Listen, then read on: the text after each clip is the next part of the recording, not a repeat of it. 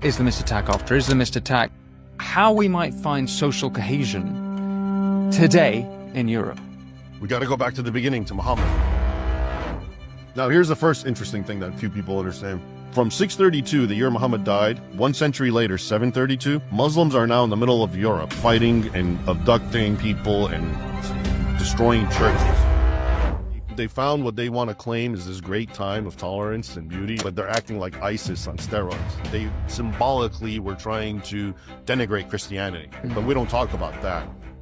In 1 century from Muhammad's death, they conquered 3/4 of the original Christian world permanently. This is what's building up towards the First Crusade. So then let's go to the Crusades. You hear the word crusade, it's such a diabolical, evil thing, evil venture. Now, what they don't tell you, okay, is one, that's how effective they've been. They've gotten that narrative to become dominant. Maybe we just stick with 2025 and what's happening. We've had some reports from Congo, Nigeria. I think every week I have to read about dozens of Christians being killed. And of course the media, they tell you, no, this is about climate change. But they actually do that. I've noticed, and I've been following this and writing about it a lot, Muslim persecution of Christians has been one of those most no topics. We don't want to go there. Make it relevant to what's going on now, because you've sort of given a historical context. In Germany, Muslims are going to be like 40% of the population. I mean, at that point, yeah, it's going to be like... Before you hear from Raymond Ibrahim, I ask if you want to support this show, all you have to do is press subscribe. You do that, I can have more phenomenal guests like Raymond exploring the issues you want to hear about and that the mainstream media won't touch. Remember also, if you go over to winstonmarshall.co.uk, you will get exclusive videos, content and ad-free viewing. But without further ado, Raymond Ibrahim. Raymond Ibrahim, thank you so much for coming to speak with me on this show. There's 2 topics I'm keen to get into with you. You've done an amazing documentation of the persecution of Christians by Muslims in Africa and around the world, and you've been doing that for some time. You're also a prolific historian, documenting not only Islam in Europe, but Islam around the world. Before we get into those things, I wondered if you could tell me a little bit about yourself and tell viewers a bit about yourself, and also why you call yourself cancelled on your YouTube bio. Well, thanks, Winston. It's great to be with you. A little bit background on myself is I'm of Egyptian heritage descent, Coptic specifically. My family left Egypt, I think, in the very late 60s. I was born here, 73. And so it kind of gave me an advantage. I was bilingual. I grew up speaking Arabic, of a certain dialect anyway. Then I studied it formally in English. And obviously I had an interest in sort of the nexus of Western civilization and Islam because of my Christian background. I sort of gravitated to Western civilization, obviously. But I was very familiar with Islam and Egypt and my family and the background. So I've always been interested in that. And then in college, I actually majored in history with a focus on, actually I started off with classics, but then I delved into the Middle Ages, medieval Islam, and Byzantium, Eastern Roman Empire. And, you may know the name Victor Davis Hanson. He was my professor, actually, way back then. And we're still good friends. He writes forewords for my books. Great guy. But, he also got me interested in military history because before he became the prolific commentator about everything, he was a military historian. And so my master's thesis was about the first major battle between Christian Muslim armies. Major battle, the Battle of Yarmouk in 636. So that was my MA thesis. And then since then, I've been I continued being very interested in the history, but then long story short, after 9/11, I went to Georgetown University and I was accepted there. And I also attended a PhD program, but I ended up leaving. I had straight A's because I got a full-time job at the Library of Congress. And then I got a major book deal. My first book was The Al-Qaeda Reader. I actually came across writings by Al-Qaeda in early 2000 when I was working at the Library of Congress that had not even been cataloged. So that was turned into my first book that came out. And that's why, because of all that full-time job and writing a book, I essentially couldn't. I was also told, Victor Hanson made a good point. He told me, if, you already got what most people who are trying to get a PhD want, okay, like book deals. And you're also at a point with what you've said and the position you've taken, even if you get a PhD, nobody's going to hire you. Yeah. Because they're all left-wing universities and they don't want your views there. So that was another reason for me not to even bother with it. Um, and then soon after, around 2008 or 9, I essentially resigned from the Library of Congress. It was a great job. I was like a kid in a playground because I had access to all these very arcane, esoteric books. But and I've been a fellow at various think tanks since then, including the Gatestone Institute, the Middle East Forum. I was for a while at the Hoover Institute, etc. And that's it. Since then, I've also kind of gravitated back to my original academic interests, which is history. So my more recent books, one of them, in 2013, I wrote "Crucified Again: Exposing Islam's New War on Christians," which pertains to what we'll be talking about. It's about the persecution of Christians in the modern era. And then in 2018, I wrote "Sword and Scimitar: 14 Centuries of War Between Islam and the West," which you might call my magnum opus, because it's like, this is what I was studying for over 20 years. It's the continuation of the Battle of Yarmouk. So that's chapter 1, Battle of Yarmouk. And then I go through all the other major encounters and wars all the way up until America's first war with Islam. Its first war as a nation, actually, the Barbary Wars. Um, and that book's done very well, and it's been very controversial. I was invited by the U.S. Army War College to give a talk about it. And then, I don't know if you know CARE, the Council on, they went ballistic. And The Council on American and Islamic Relations, mm-hmm. which is like a brotherhood wing, and Muslim Brotherhood. yeah, Muslim Brotherhood. And they actually got me. They shamed the U.S. Army War College in rescinding my invitation. Did they? By calling them racist, and I was a racist and a white supremacist, and it was just so childish and immature. But the U.S. Army War College basically buckled. But the good news is, a lot of people, when some media reported on it, a lot of people actually came on my side and totally shamed them. And parents wanted to withdraw their kids out of it. And several congressmen sent a letter to Trump about it. And then, all kinds of organizations got it. So they re-invited me.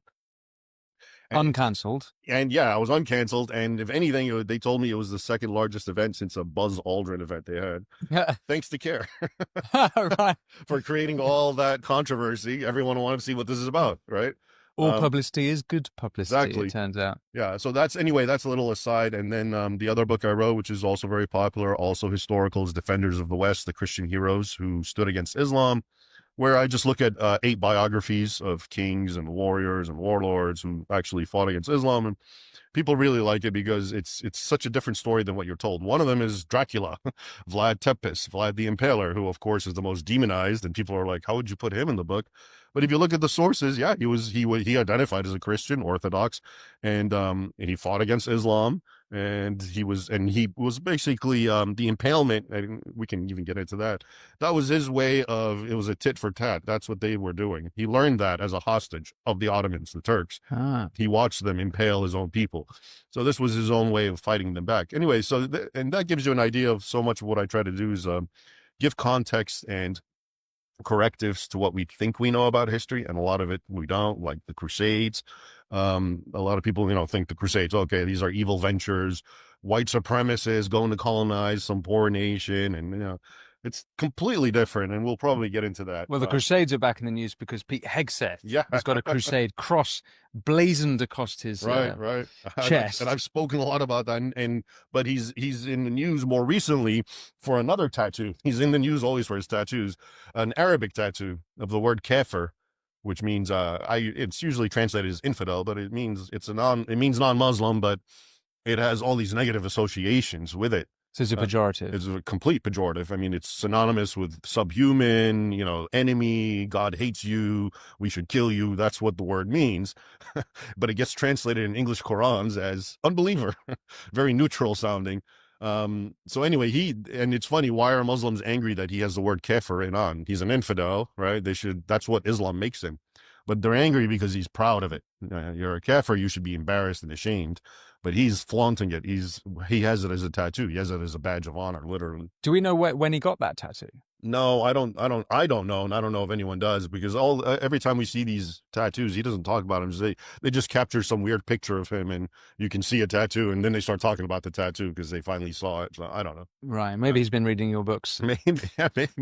But anyway, that recaps it with me. So, and then since then, I've just writing my books, and I'm still a fellow at think tanks. I'm writing articles, and I'm trying to develop my YouTube channel, trying to do what you do, very modestly at this point, which is fun. It's fun. It's amazing to me because when I write an article, and even if it appears in pretty good websites, you can tell how many views there are via comments, maybe 20 comments, 30 comments. But I make a little video on YouTube and there's like 300 comments. Yeah. So, I guess that's the way to go. More people are interested in watching than reading. Yeah, yeah. Generational thing, and I'm happy to oblige. Well, look, you've mentioned the Battle of Yarmouk twice, and perhaps before we go into what's going into Europe, maybe this is the starting point. So, what's happened at the Battle of Yarmouk then? The interest to me in the Battle of Yarmouk is it's the genesis of the conflict between Christendom and Islam.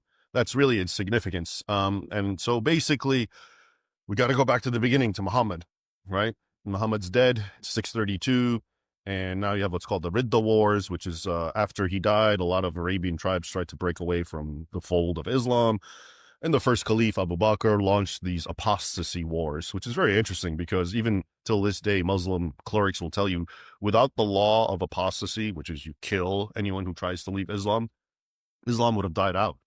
I mean, they actually say that. They admit it. That's why we have to have the apostasy law, because if people have freedom to leave, it will be gone. So those are the culture of apostasy, punishing apostasy, didn't exist before then under Muhammad. No, it did. He's the one who did, yeah. Yeah, it goes to a hadith, a statement attributed to him, which is considered canonical in Sahih Bukhari, where he says literally, whoever leaves his religion, meaning Islam, kill him. Mm-hmm. So that was always part of the religion, according to that teaching, that hadith, and that's why it's still there. Okay, so by the second generation of Muslim leaders, they're now codifying that, and yeah, well, when and how Islamic law gets codified is kind of a controversial thing, depending on which version you want to go to. But most of it happens much later after Muhammad. Maybe like he dies 632. Really, the first writings and the hadith are maybe around 750. And this is why there's a school of thought that says Muhammad never existed and it was all fabricated later to give a hagiographical foundational story to the Umayyad Empire. But at any rate, so you have now the Muslim power is consolidated under Abu Bakr, and then later the other Caliph Omar, who are companions and friends of Muhammad. And now the jihad is waged in earnest. Now, here's the first interesting thing that few people understand. In 632, if I talk to someone, your average person, and I talk about the Middle East or North Africa, and they know it's Muslim, they don't know how it got Muslim. They think it's always been Muslim. In the dawn of Islam, during this time that I'm discussing, 632 and so forth, the Eastern world, Egypt, Greater Syria, as it was called, which encompassed modern-day Israel, Jordan, Lebanon, it was a big chunk, Anatolia, or Turkey, what we call Turkey, and like I said, Egypt, all the way down to Morocco, Mauritania, and Augustine's Hippo was there in Tunisia. All that was actually more Christian than Europe. So if you talked about Christianity at the dawn of Islam, you were talking about Egypt, you were talking about Syria, you're talking about Asia Minor, Greece, of course, and Europe. But Europe was actually less Christian. And of course, anything northwest of the Danube Rhine was still not even Germany. The Scandinavian lands hadn't even reached Christianity at that point. And this is why the Roman Emperor Constantine moved the capital of Rome, New Rome, Constantinople, to the east, because that's where everything was. That's where the learning was. That's where the sophisticated culture was, the wealth. All right. And again, when people, we have records of people traveling through Egypt, and they say all we heard from the top of the Nile to the bottom is just hymns and church bells, etc. This is before Islam. Same thing with Syria. Okay. So people miss this context. This is what the Middle East was. If you want to talk about Christianity, there were 5 major centers. Okay. They call them sees. One was Rome, and the other 4 were in the Middle East. Okay. One was Alexandria, one was Antioch, one was Jerusalem, and then later Constantinople, all east, and all conquered by Islam. Okay. Which we'll get into. So anyway, we have the first major attack, and we have the Battle of Yarmouk in 636, and the Muslims prevail. Where is Yarmouk? Yeah, Yarmouk is a river in Syria, or it was in Greater Syria at the time, so I don't know if it's in part of Jordan now, but I'm pretty sure it's in Syria still. And that's where the two major armies, the Eastern Roman Empire, which they call Byzantium. I sort of don't like that word because it sort of creates a discontinuity between the Roman Empire. They saw themselves as Romans. Even the Arab accounts call them Romans, so this word Byzantine, anyway, but it's short, it's easy, it's succinct. So I interchange them. But the Eastern Roman Empire, basically, and the Arabs, the Muslims, fought there, and it was a major epic confrontations, and the Christians lost. And for various reasons, among it, there was a desert storm, which they weren't used to fighting in, whereas the Arabs were.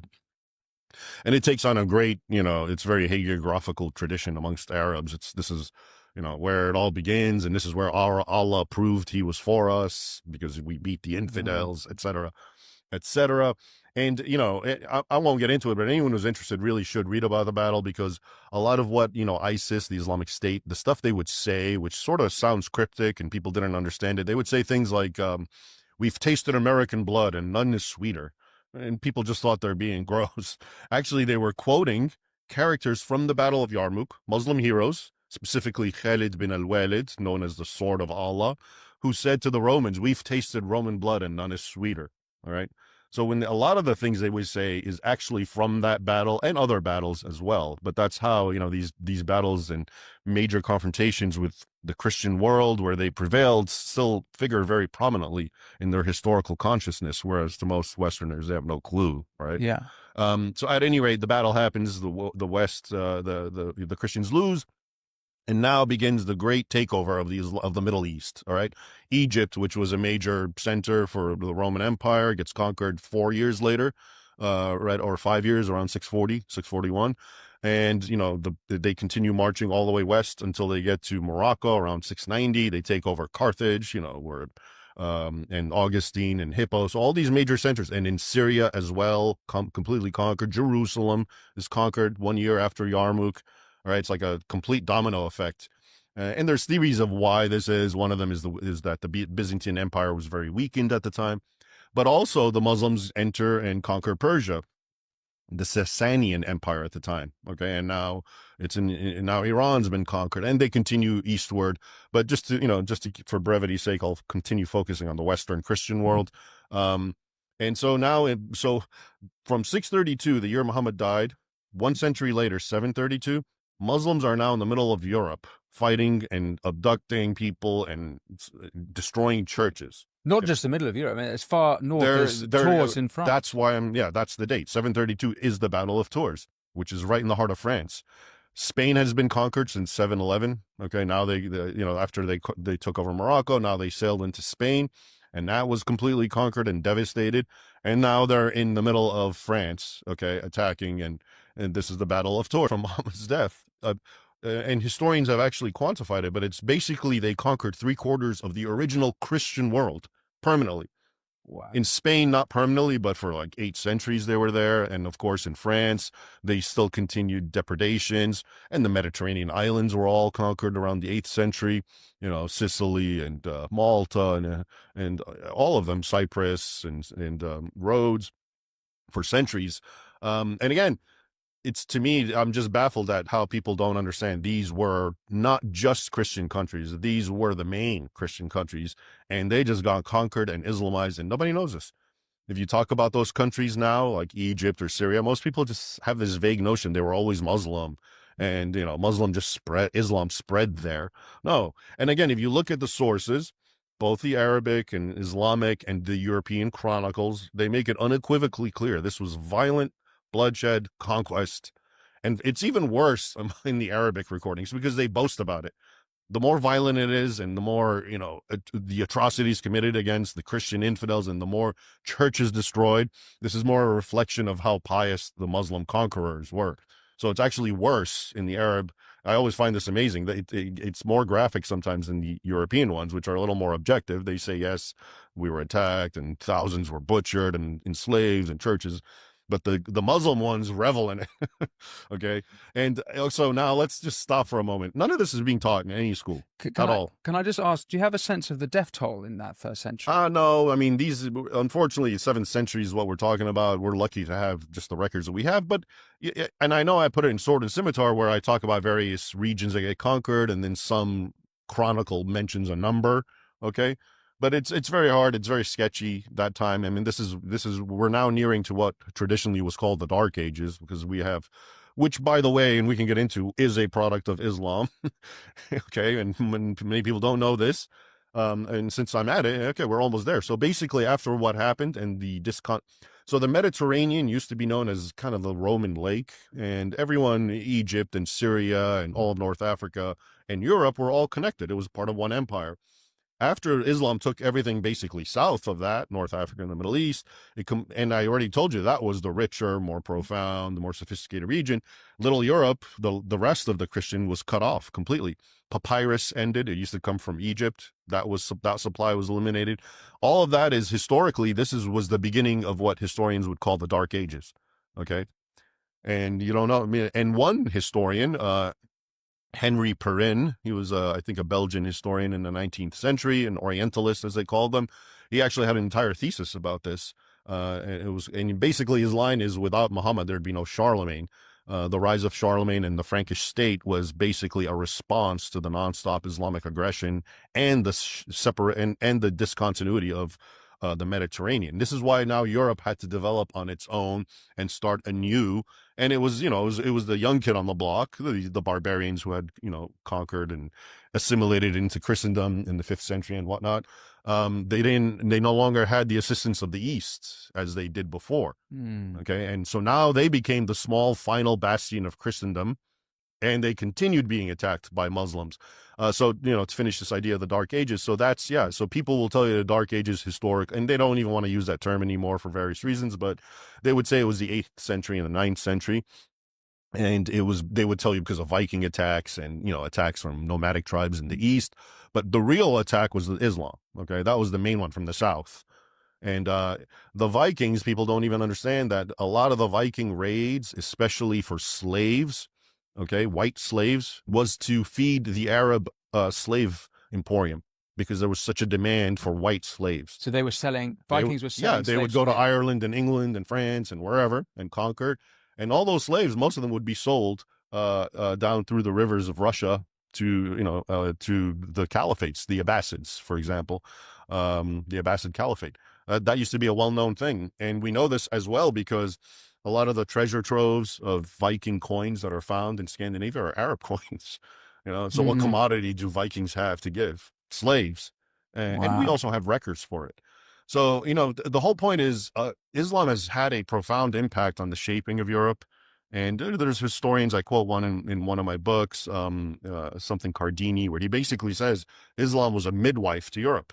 It created Europe. And the reason Europe became martial and you had the night culture and everything, and a very staunch Christian kind of defensive posture, was because of Islam. It was surrounding it, and they knew what happened. They understood that 3/4 of Christendom was destroyed and conquered and Islamized. So wow. We haven't even reached the Crusades. Okay. And look what Islam had done. And I'm here to tell you, because I've looked at this, and parents write to me about school books, textbooks, and social science books. What I just described to you doesn't even get any mention. You just get one sentence about how Islam spread through trade in the Middle East, and they won't tell you the Middle East was so Christian before that. They always like to act like Europe was Christian and everything else wasn't. No, Europe was the leftover portion of Christendom that never got conquered. Portions of it did, Spain and the Balkans later under the Ottomans, and we'll get into that. But yeah, so this is, I'll stop so right why there. Do you think that they were so successful in so quickly conquering so much? Yeah, there's a lot of theories about that. The one which I touched on is, the Roman Empire and the Persians were at war right before the Islamic conquest, literally like a decade or two. They were constantly bleeding each other. So one theory is that they were both so exhausted that when this new power rose up in Arabia, they were able to just conquer them piecemeal. So that's one. The Muslim theory is God's on our side, and this is proof, and this is why we won. The ancient Christian, the contemporary Christian theory, this is how people always thought. They thought we were sinners. And so, God had raised Amalek against us, or whatever the Old Testament analogy is. He's raised some kind of pagan people to attack the believers, the Hebrews, and punish them and chastise them for their evil ways. So that comes out regularly amongst the Christian. Do you think that there's anything in the culture of Christianity that Yeah, well, that's the heresy? Edward Gibbon argument, okay, which is basically that, because of Christianity, it sort of emasculated the martial ethos of the Roman Empire, and it made them sitting ducks, for the Arabs. That's also a, Hmm. I don't know how accurate that is, because you still find very martial Christians during this time, so Charlemagne is now the year 800. We have the rise of Charlemagne. Wait, before we get to Charlemagne, though, so uh, the Muslim armies they don't conquer Tours and they're fought back, right? And I think all the way back to Spain. You Yep. correct me if I get any of this history Yeah, wrong. no, right. So what galvanizes them, the Europeans, to fight back, and why is it that they don't go past into, at that point, presumably it's called Al Andalus, right? So Yeah, that's what the Arabs call it. Yeah. Yeah. what would the Europeans have called that region? To them, it was. I mean, it's known sometimes as Iberia, but it's the Spains, because it was various Spanish kingdoms before it became one. Hispania, that was, Okay. I think, its Latin term. So there was at least by the time they got to Tours, which is a long way Yeah. far into Europe, Mhm. there was a sort of galvanizing of Yeah, Christian armies, right. and there was a military response. Right. So in Spain, you had the Visigoths, okay, and El Andalus is actually because the Arabs, they somehow confused the Visigoths with the Vandals. El Andalus, Vandals. Okay, so that's, I think, the origin of the etymology of that. Ah, okay. Why they call it that, yeah, because the Vandals were in North Africa also a little before that time, and they conflate them all together, Vandals, Visigoth. Um, they fought back, the Visigoths, and they lost. I mean, they were, and again, these are very sketchy sources. We just have one or two chronicles that are vague, but we know they fought back and there were major battles, but they lost and they got Islamized. But then, a very small, a very small group of Christians, according to both Muslim, and it's a very interesting story, led by a man named Peleo or Pelagius, and he was the one who is supposedly initiated the Reconquista. So they fled into the rocky, barren regions of the northwestern quadrant of the Spanish peninsula, and they lived in caves, just a small group of Christians. Okay, and the rest of the Christians became dhimmis, or subjects of the Islamic State, paying tribute and being essentially second-class citizens. And but from that small hole in the northwest quadrant is where the Reconquista begins, and it comes down slowly southwards. So that's almost immediately after. Yeah. Okay. According to the And then you've got sort of 800 years of battles between them until 1492, basically, and still Muslims are there even after 1492. But so basically, from 711, we're talking like over 700 years, almost eight. And it's to me, Spain is a microcosm of the sort of Christian Muslim wars, because it's all just concentrated in one little nation. And all the things that we know that we can talk about these conflicts manifest themselves in stark display in Spain. Okay, because you have the Christians versus the Muslims. The Muslims are in the south, the Christians are in the north. They're in constant warfare. So they're not actually living amongst each other. They push to different regions. Well, so the Free Christians of the north, that were a small group, they started pushing south, and they were independent, and they were the enemies of the Muslims. A lot of Christians during the conquest did live in the south with the Muslims as second-class dhimmis, subjects, okay? And every time, as usual, when the Muslims and the Christians were fighting, the Muslims of the south versus the Free Christians of the north, the Muslims would take it out on their own Christians as a sort of collective punishment, and Right. yeah, that comes out a lot. And while we're at it, because someone's going to say, well, what about the great Andalusia? And this is where, this is where Jews and Christians and Muslims prospered and they loved each other. This is one of the themes or apologias that often comes up. And all I have to say to that, well, the easy answer, anyone who really wants to delve into this question, they should read the professor. He's a friend of mine, Dario Fernandez Morera. He wrote a book called The Andalusian Myth. A whole book, okay, just tearing into this idea. But just to give you one example, at the height of this golden age, you have what's called the martyrs of Cordoba, which is something like 50, 60 Christians who get boiled, skinned alive, impaled, beheaded because they blasphemed against Muhammad. Okay. So this is like, they finally, they found what they want to claim is this great time of tolerance and beauty. And yeah, but they're acting like ISIS on steroids. Okay. But we don't talk about that. So my point is just to show you that even when they try to find something, if you really look into it, no, it's the same as usual. what they're really boasting about is it was so wealthy. So Andalusia was wealthy, and people will talk about, oh, look at the backwards Europes. They were, whatever, poor, and look at this grand civilization, Andalusia. What they don't tell you is most of that wealth was because the Muslims were plundering it from the Europeans, including selling them on the slave market and plundering them essentially. And that has always traditionally been Islam's capital, other people's stuff. Were they converting Europeans to Islam? Yeah. So when they conquered Spain, for example, I'm sure a lot of native Spaniards, Christians, converted. Okay. And was it, did they bring sort of civilization with them from? Well, so that's the question. Was it a sort of military nation of a kind of a band of warrior aristocracy? Warrior aristocracy. Yeah. That's definitely how it was initially. And so when you look, sometimes they'll tell you, well, yeah, but the Islamic world was so advanced when Europe was in the Dark Ages. Okay, so what they don't tell you is, one, this is still an early time, so that a lot of the people who were inventing things or doing something important, Averroes, the philosopher, or whatever, a lot of these guys were either Christians or Jews, or even more often they had recently converted. So this important person or whatever just became a Muslim recently, or he was the son of a man who converted. So a lot of times, whatever credit is being allotted to Islam was really by Jews and Christians of the old civilizations doing what they've always been doing. Okay, but sort of Islam gets the credit. But where Islam really takes over, and then it really spreads and everyone becomes Muslim, you see the opposite. Okay, in Spain, to go back to that, it was the Muslims were obligated, especially when the Christians of the north were still weak, to wage 2 jihads every year, and it was always devastating. And they came back with the heads of, they would decapitate and make. They were obligated to wage. Were obligated by who? By Islamic law. The Caliph said twice a year. And there are Islamic teachings in the Sharia of you have to launch raids on the infidel. You can't live in peace with them as long as you can. Obviously, if you're weak, you shouldn't. And very graphic, to the point that until now, there are portions of Spain, especially the middle zone, where the frontier, that are completely destroyed, and they still can't bring it back to life. It's just a complete war zone from all that.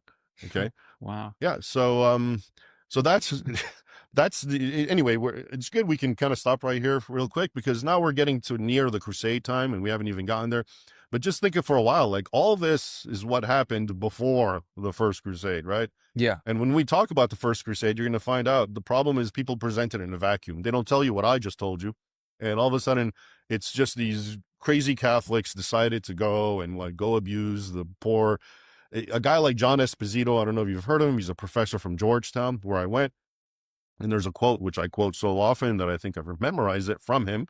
And he says, 5 centuries of peaceful coexistence elapsed between Muslims and Christians until an imperial papal power play led to a series of so-called holy wars, which have left an enduring legacy of mistrust and resentment amongst Muslims. In other words, before the First Crusade, which was called in 1095, I haven't even gotten there. I've basically stopped around 800, right? Yeah. Before that, he's saying Muslims and Christians lived in perfect peace and harmony. Even though I just got done telling you that Muslims conquered 3/4 of the Islamic of the Christian world through sheer violence and bloodshed. Okay. And that's what and the thing is, it's not just him. This is the official line amongst historians and academics. And I mentioned him because he was, especially back in the day when I was going there, every military analysts and politicians would consult him about questions about Islam. And it's the same thing with people like Karen Armstrong. She's a best-selling author about religions. You read what she says. Again, she'll start off with the Crusades and just how evil it was, and act like everything before it was nothing but Muslims being good to Christians. Okay, so these are what we would call, omission, lies by omission. Yeah. Right.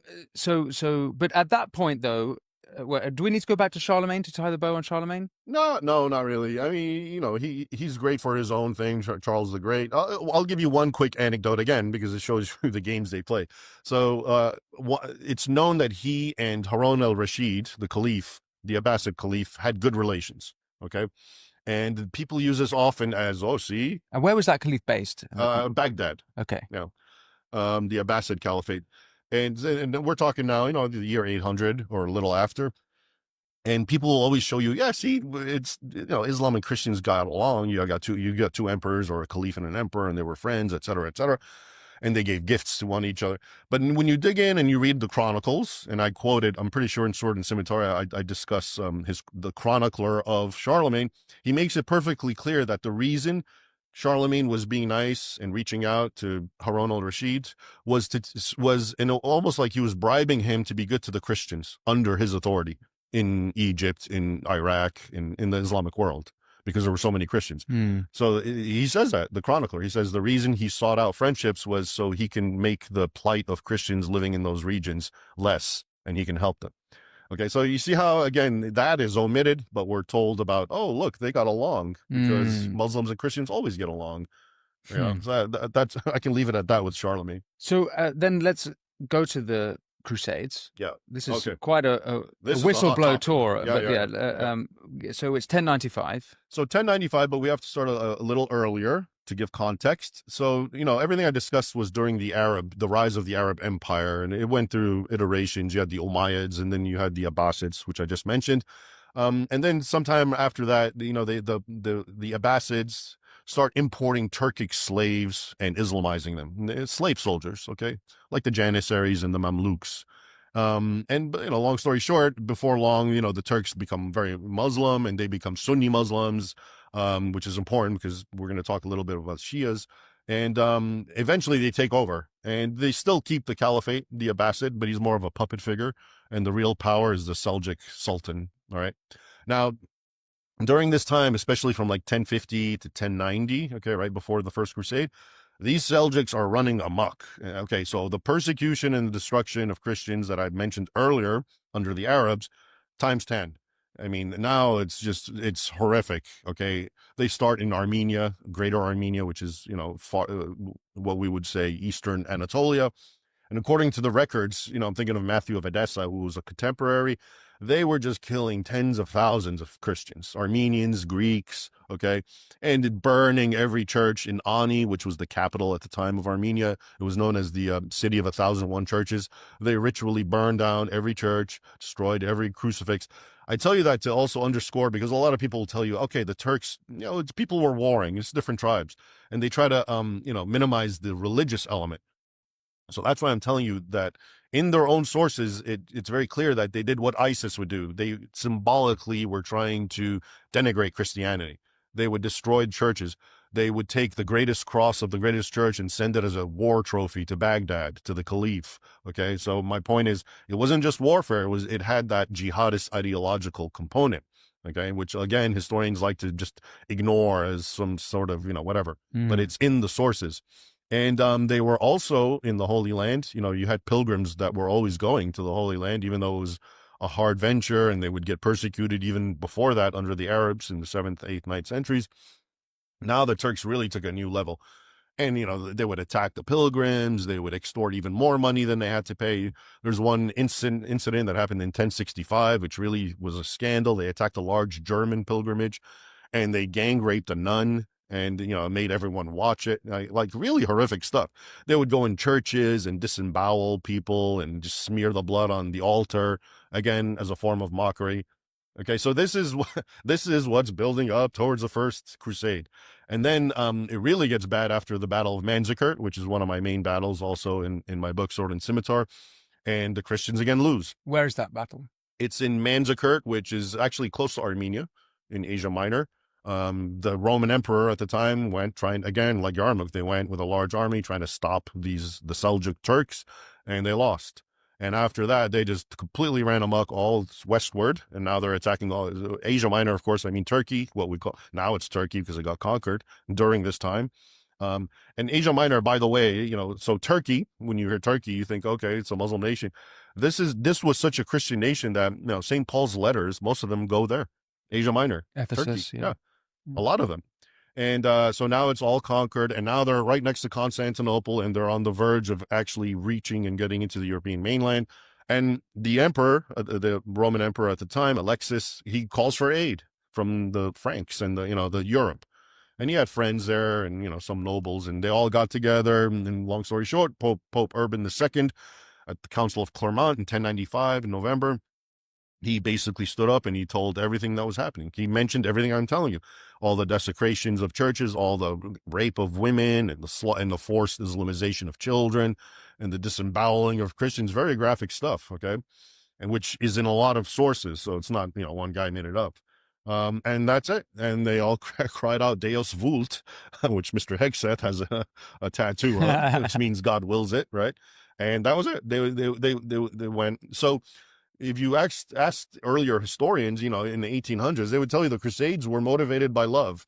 They were actually, and it comes out in some of the sources where the Crusaders were moved by Christ's injunction to love your fellow man as much as yourself and to love God. So they were loving God because they wanted to go and liberate the Holy Sepulchre. They wanted to liberate the Holy Land, which was very important. Again, this is something modern people don't understand, but place was important. Holy sacred land was something that was, very important. So they wanted to go and liberate it from Muslim control, and they wanted to also protect fellow Christians.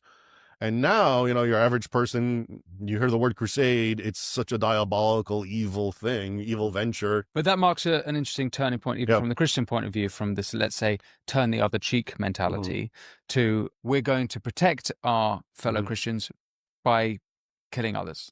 Yeah, so the whole issue, this goes back to the concept of just war, which really one of the name that always gets thrown out there, and it's the chief articulator, they would say, and proponent is Augustine, St. Augustine, who lived in the 4th century, okay, or was it 5th century?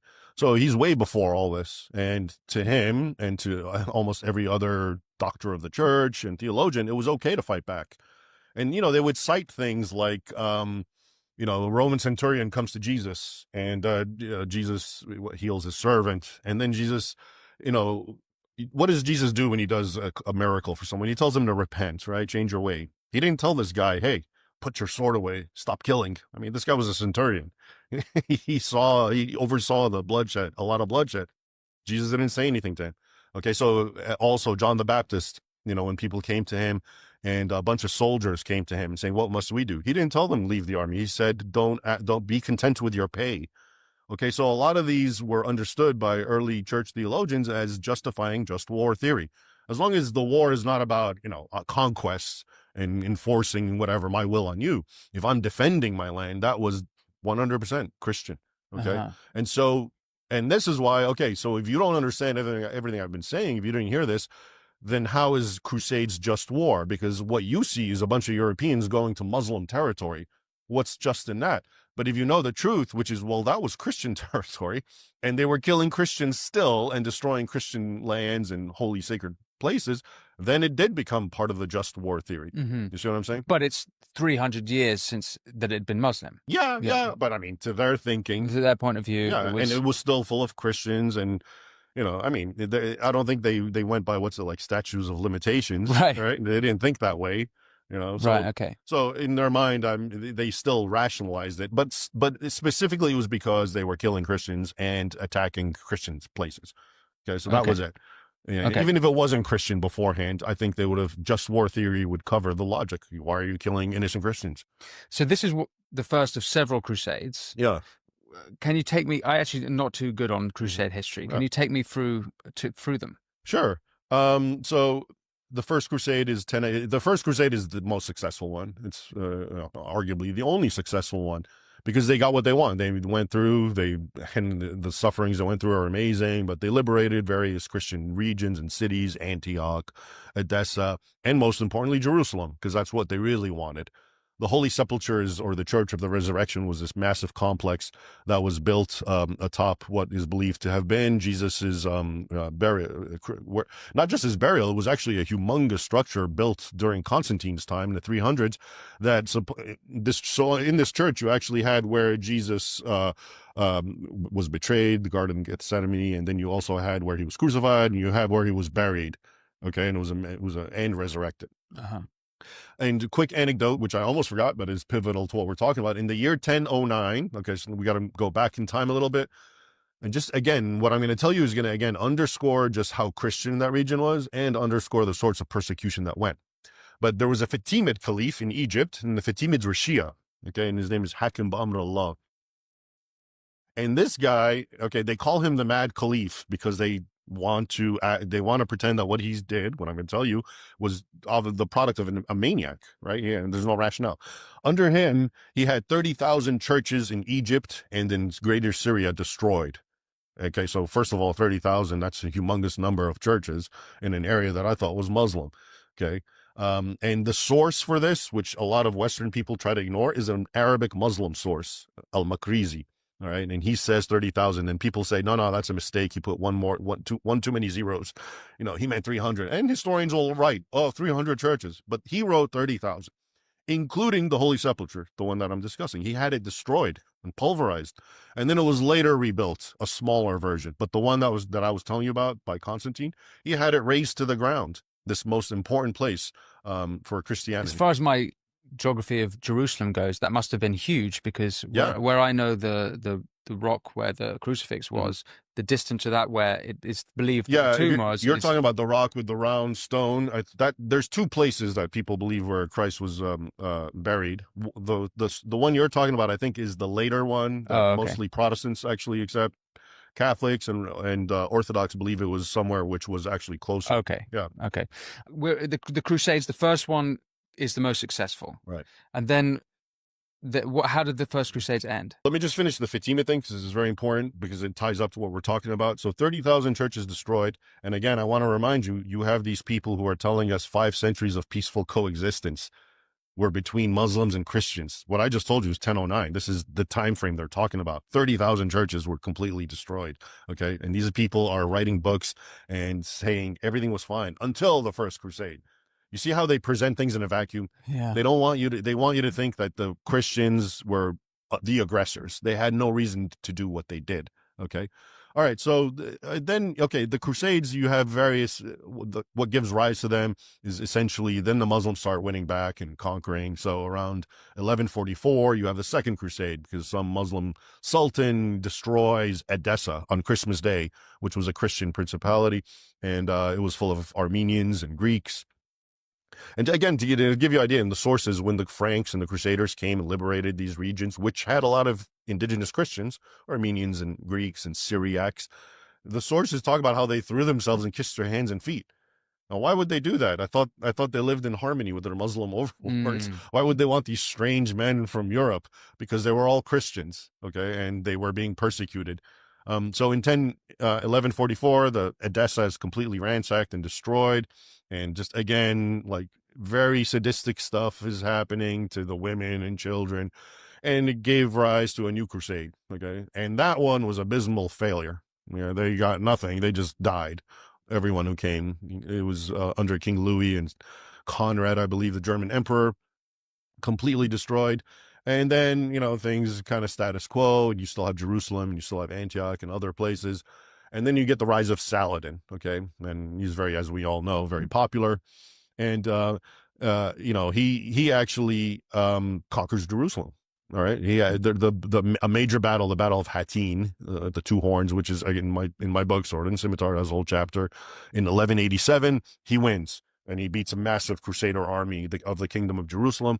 And after that, they all fall like dominoes. He conquers Jerusalem. He conquers a lot of Christian territories, and there's only a few left. And that's what calls the Third Crusade. King Richard is, of course, the one who spearheaded it, but also King Philip as well from France. And Barbarossa, the German emperor, who unfortunately brought the biggest army, but then died on his way. He fell in the river. He was very old. King Richard is very impressive. I have a whole chapter dedicated to him and the Third Crusade and Defenders of the West, because when you read about this guy in the actual sources, it's amazing. Apparently he was a giant, okay, something like 6'6", or, because, oh, really? Yeah. And at that time, and the sources just describe him always leading his men, being in the center of the charge, the first one in, decapitating, slaughtering everyone. And the Muslims themselves, actually, in their sources, talk about him like that.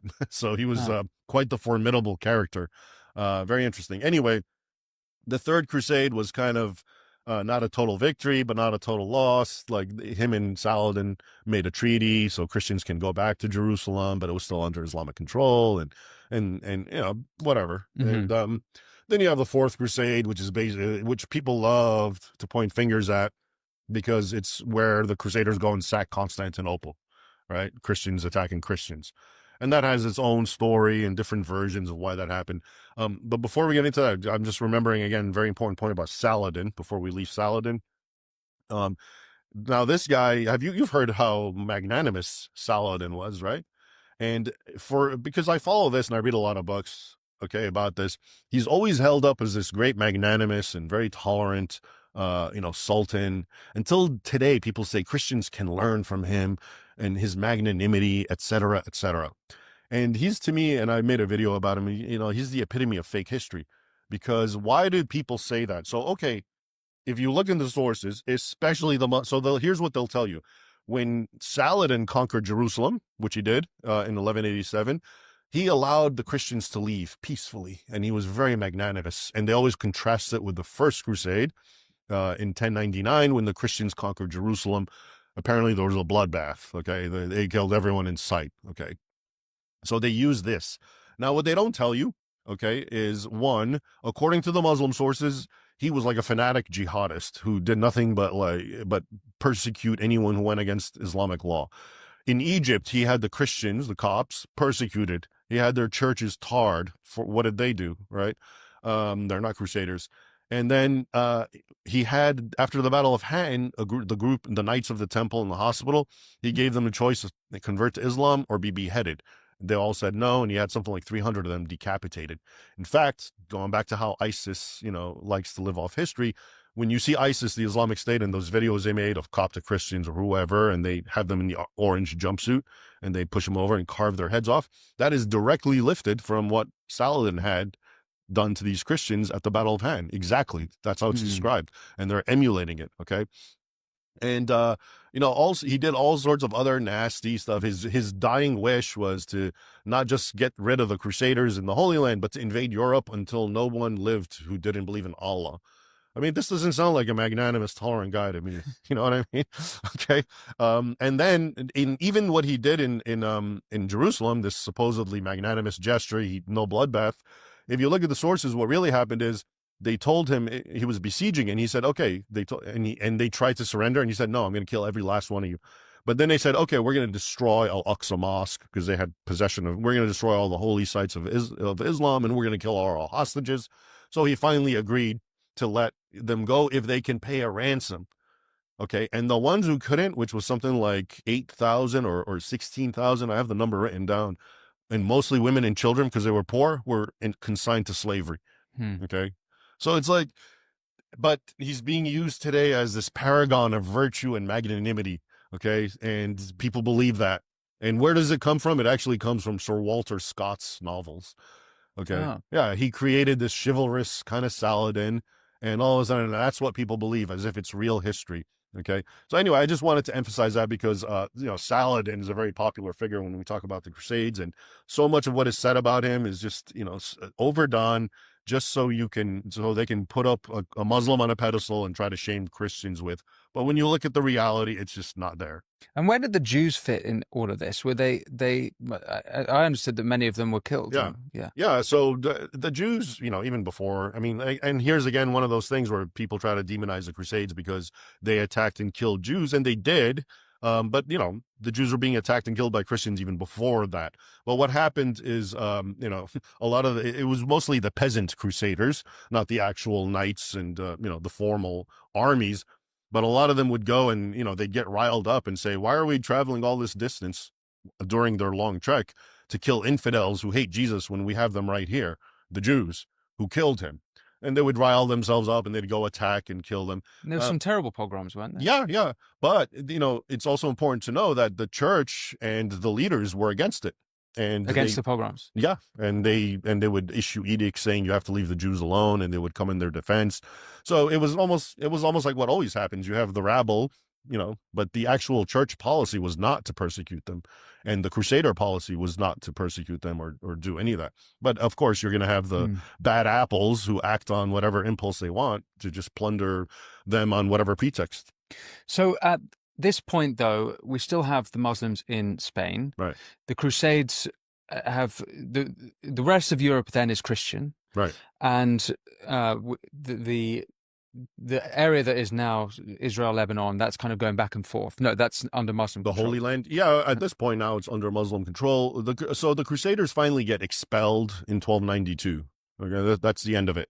Okay. After the fall of Acre, however you want to pronounce it, that was the final stronghold after Saladin, and then the Mamluks came and they started conquering more. And then by 1292, there you have no more Crusader presence in the Holy Land. Okay. So we'll come back to what happens next because there's some Mhm. important events, particularly there's two sieges on Vienna Yeah. by the Ottomans. And I'm keen to ask you about Constantinople as Mhm. well, or as we know it now, Istanbul. But you've mentioned a few times as you're discussing this that historians like to ignore this. Historians Mhm. like to ignore that, or they paint this Mhm. one-sided picture.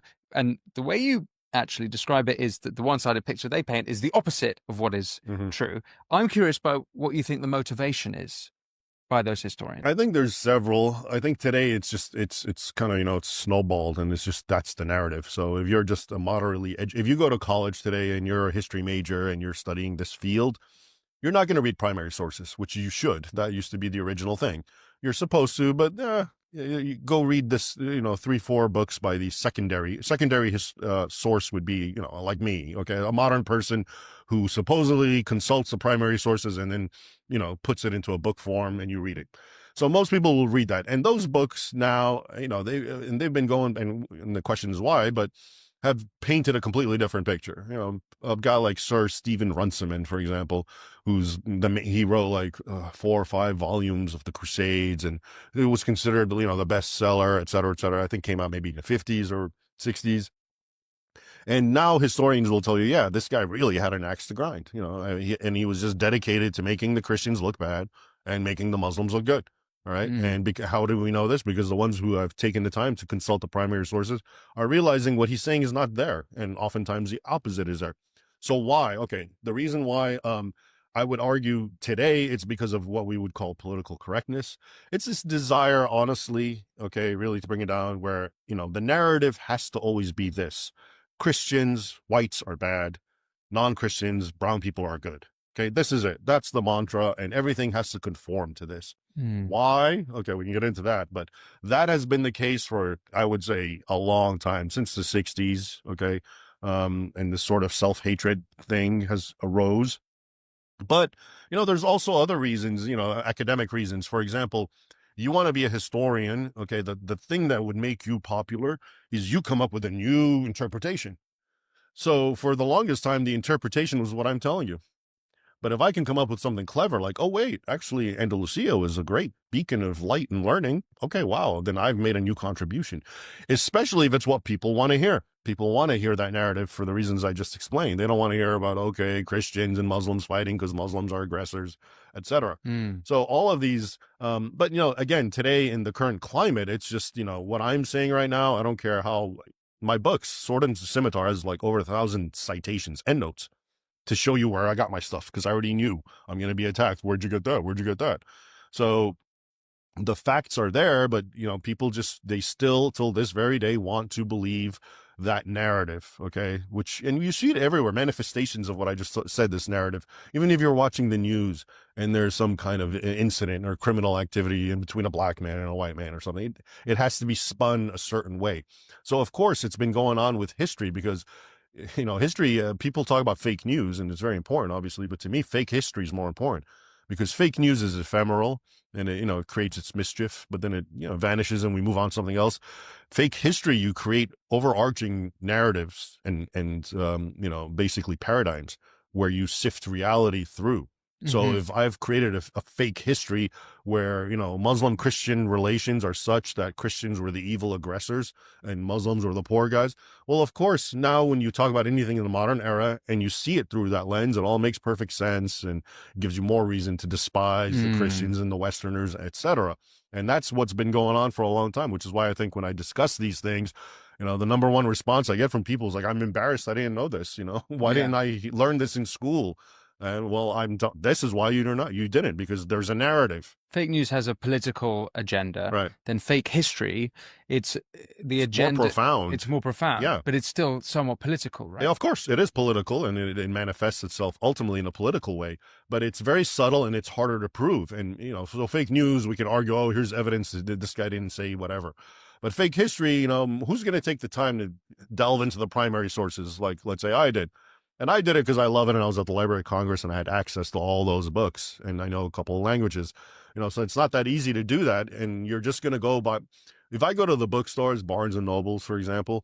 Um, and I go to the Middle East or history section, all the books, and I'm familiar with them, they're all the politically correct books that say the exact opposite of what I'm telling you. Yeah. So if you mean well and you want to read a book and you educate yourself and you go to Barnes and Nobles, you're just gonna you're gonna learn the exact opposite. And that's why I always find it funny that you're better off being ignorant, because if you're ignorant, if you're an learned person, maybe just dropped high school and you didn't go to college, you're probably gonna have a better understanding of what we're talking about from an instinctual level, at least. Yeah. But if the further you go into higher education and formally study these things, what happens is you learn the exact opposite, but then you're proud of it and you're so zealous about what you know, because I got a degree. I know this. You don't know what you're talking about. Yeah. But what happened is you've been indoctrinated in lies. Yeah. Yeah. So look, you've mentioned a couple of books that have changed the popular understanding of, let's say, the Crusades and these various other moments. But could you pinpoint to a specific moment in time when the narrative changed from, as you described earlier, there was a common understanding in Europe about Islam aggression in Europe, to now where most people have no idea? Is there a moment in time where that the transitional phase? Yeah, which is a good question. So, okay, honestly, it all really starts with, and a lot of people don't like to hear this, but with the Protestant Reformation. Okay, because with the break with the Catholic Church was a need to, I don't want to use the word demonize, but whatever, justify the break.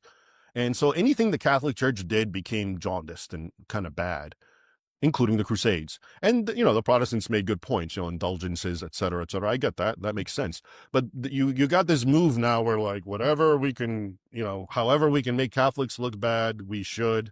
And that was the beginning. So Martin Luther, he condemned the Crusades. And then he condemned, when the Turks were actually invading Vienna or coming towards Austria, he actually said, don't fight back.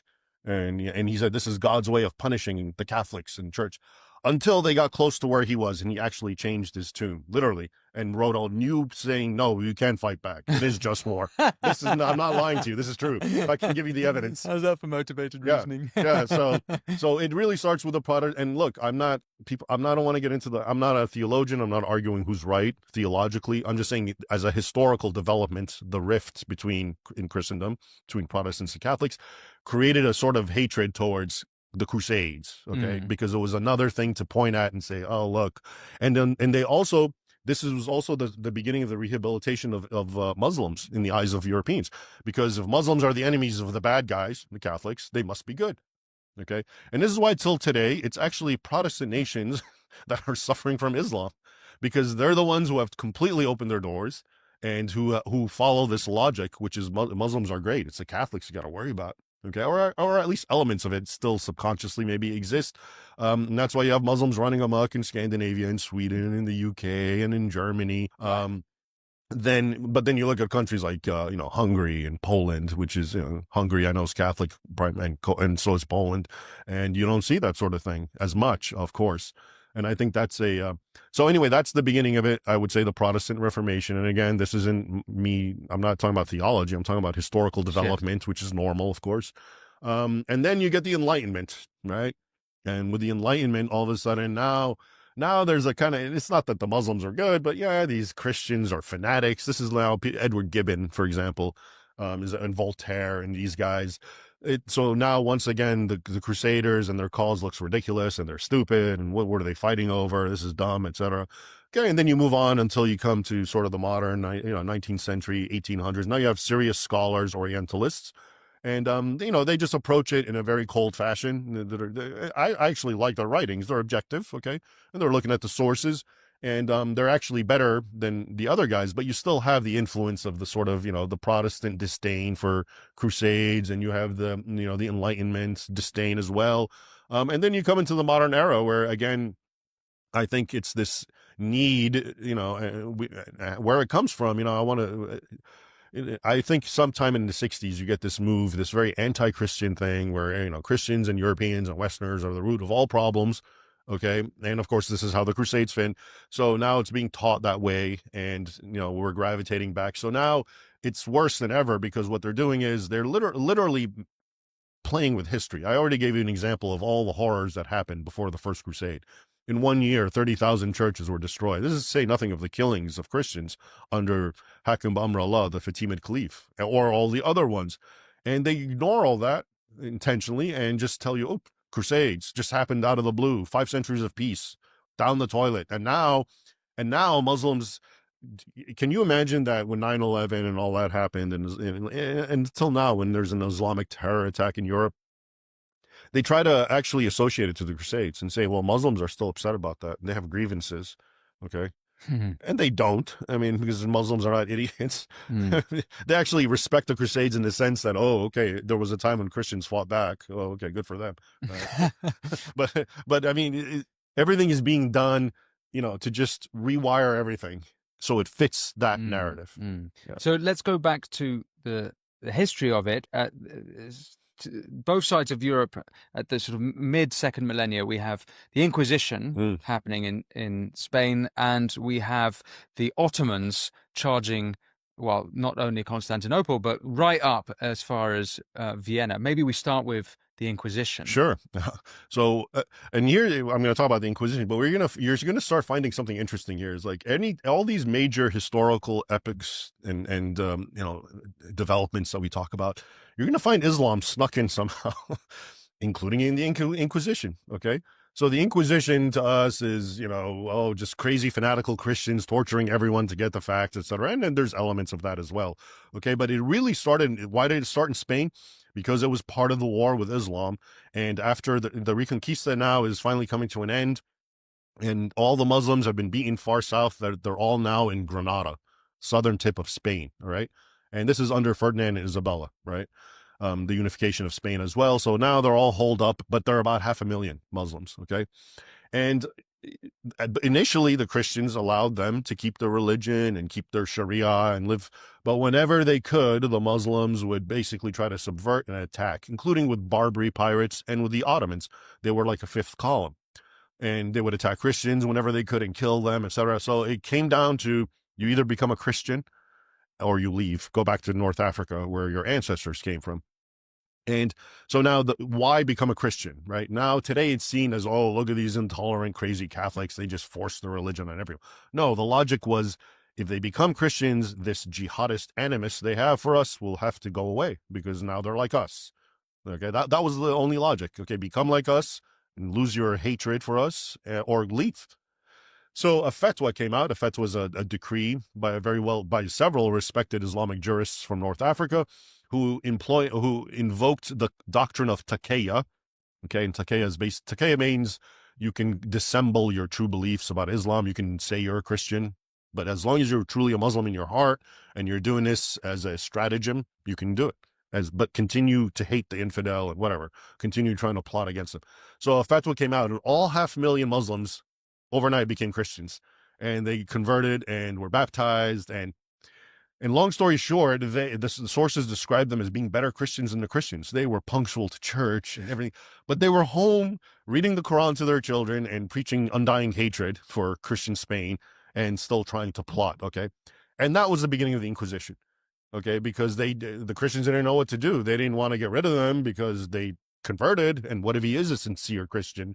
And what if he's not? But they weren't aware that they were being deceitful. Yeah, finally, when they finally learned that they were being deceived, there's one guy who I quote, I think he's a priest from 15th century, and he says these people were better Christians than us, and yet in their hearts they still believed and were following the impostor, prophet. Okay? And so they were still a fifth column, but an even more dangerous one. And the Muslim sources say, and a lot of the people, very early cryptic references, a lot of the men who were engaged, and women, I suppose, who were engaged in Taqiyya were burned because of the Inquisition.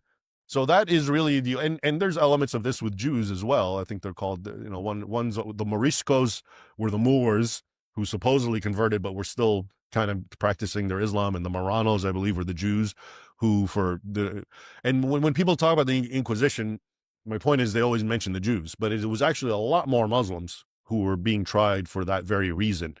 And, Catholic Spain just ended up basically saying, you're either one of us or you have to go because you're plotting against us, obviously. And the only way we can determine it is through an Inquisition. I'm not trying to justify the Inquisition. I'm just trying to show you once again how Islam is in the background, how it provoked a pretty bad reaction But from Christians. you have called some of the behavior of Islam and the Muslims as they grew out from the Arabian Peninsula up into Europe as brutal and barbaric. Mhm. Would you describe the Inquisition in such ways? Sure. I mean, the Inquisition, I'm sure there are innocent people who suffered. And the Inquisition was involved with the Knights of the Temple, for example. And that's a topic I've actually delved in very recently for my recent book, where these guys who had vowed and done everything to fight for Christendom were actually tortured by fellow Christians on baseless charges that were made by the king who wanted their, gold. So I'm sure a lot of people were. I'm not justifying the Inquisition. I'm more interested in trying to show you how, once again, Islam gave rise to something that was very negative in Europe. Or even, the Christopher Columbus, he sailed the ocean blue because he's looking for spices. People again don't understand the whole thing was about Islam. Okay. Yeah, I know that's because but he couldn't go east anymore. You couldn't go east because if you go east, you get killed. Okay, by the Muslims, the Ottomans, and the Mamluks, and so forth. And not only that, in his own writings, he was doing this partially to help with the crusade. He wanted to find people who he thought would be Christians or converted to Christianity, and then they can be mobilized to go, like in a pincer movement, around and attack the Islamic world and liberate Jerusalem. So it was still that, or even the Portuguese before him. The Portuguese explorers, or usually Prince Henry, I think, is or Henrique II is the main one who's attributed with this sort of traveling around the world. He was a complete crusader. That was his motivation entirely. Oh, really? Yeah, entirely. Oh, that was it. Wow. You see how Islam is just embedded in Europe's history, and so many it's events, been completely taken out. Yeah, events were a reaction to it. Wow. So what about then the rise of the Ottomans? What year is Remind me what year Constantinople is 1453, May 29, when it's conquered. Yeah. And so what happened? Was that a very bloody, brutal, like the rest of it, or what's the story of the sacking of Constantinople? Okay, so I mentioned the Seljuk Turks, who were Turks, and they were the ones who were mainly during the First Crusade and a little bit afterwards. And then the Ottomans were more Turks. And the names Ottoman and Seljuk, these are the names of the founders. So Ottomans is with their founder, their forefather Osman is his name, and the other guy was Seljuk, but they're all Turks. And they rose in that area very close to Constantinople, and they eventually took over and consolidated all the Turkish tribes under them, and the Seljuks were gone, and they became the chief power at the time. There were really two powers, the Ottomans in Turkey, and in Egypt you had the Mamluks, who were slave soldiers, and Egypt kept importing them, and then eventually they took over.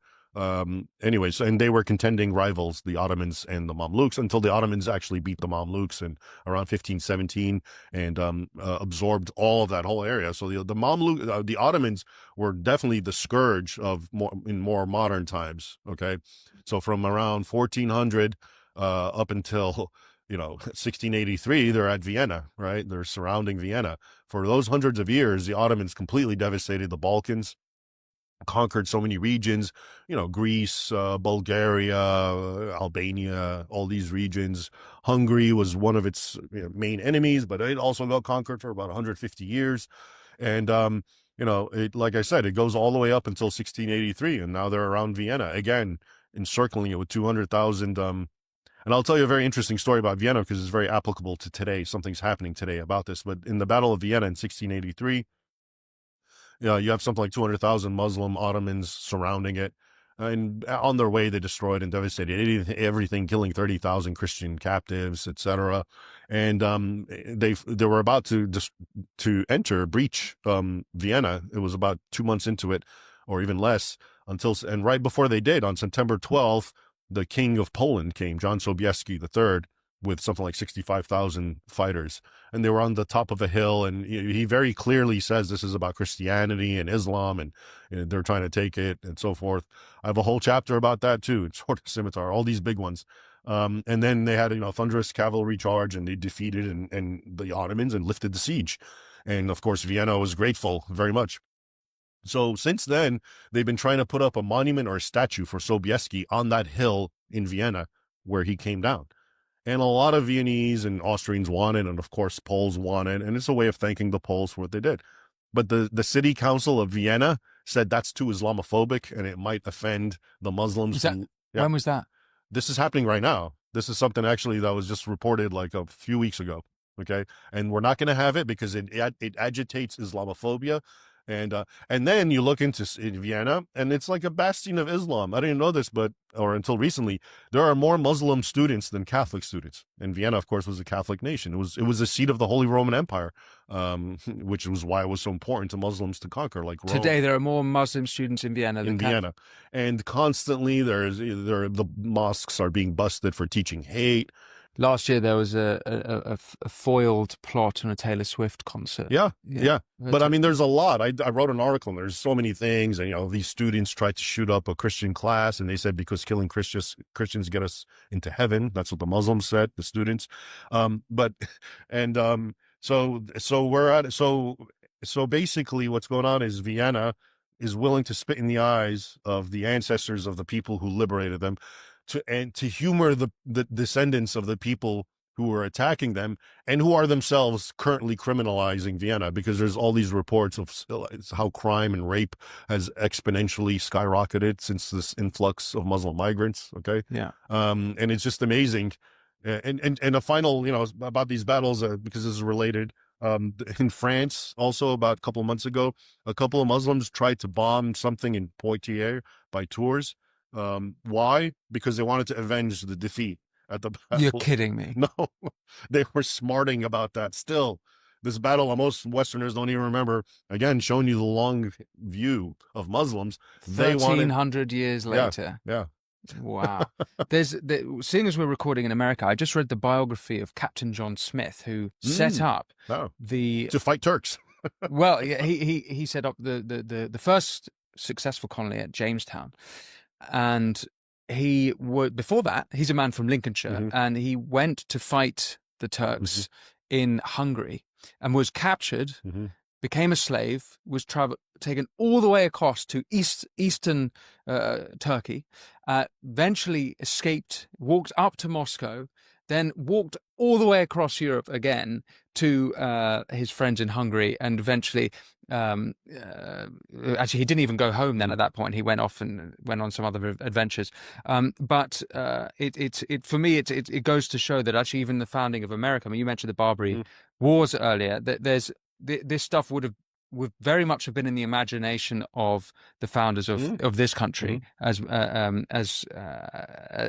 we seem to have forgotten all of that stuff. But isn't it ironic? John Smith, I mean, he's mostly famous for what? Pocahontas? Yeah. Right. But here, even this guy has this long, sordid affair with Islam, right? Yeah.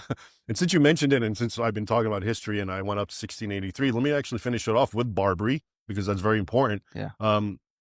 People don't realize, I mean, think about this. America's first war as a nation after gaining independence from your country was against Muslims. And with Jefferson, Jefferson. And why? Because they were using the very same logic that all the other Muslims that I quoted, the jihad, etc. You're an infidel. And so they start attacking and plundering American vessels sometime in, I think, 1780 or something, right? Soon after the Revolutionary War. And long story short, Jefferson and John Adams, they meet with the ambassador from Barbary, I think Tripoli, Abdul something. I have it in my book. And they say, what have you, we're willing to be friends and trade. Why are you attacking us? What have we done to you? And then Jefferson, he wrote a letter to Congress, which we still have, with the ambassador's response. And to paraphrase it, he basically told him, our Quran says and our prophet says you're our enemy, and it's our right and duty to attack and plunder and kill you and enslave you wherever we can find you. And most people don't realize that he was actually paraphrasing Quran 9:5, which is known in Islam as the sword verse. And it says, lay in wait and lay in wait wherever you can find the infidel and ambush them and kill them and enslave them. Okay. So anyway, so it's the same mentality, same logic. America's very first war, it just became a nation. It hasn't even had its first president yet, George Washington, and it gets dragged into eventually 2 wars. Okay. The first is the first Barbary War in 1801, and that drags on, and again in 1815. Okay. So so here, look, we fast forwarded almost 1,200 years since the Battle of Yarmouk, right? In 636, now we're in 1815. And it's the same mentality, same logic. And it's the same thing that they tell us. Islam doesn't mean that. Islam means peace. Okay? And that's how effective they've been. They've gone that narrative to become dominant, even though the long storied past of history is it's an unwavering continuity of Islamic hostility based on Islamic teachings and jihad. So we'll come up to the present day, but before we do, seeing as you've mentioned the Quran, I guess there's you have also said you're not a theologian, so I mean, I'm being remember modest, that. But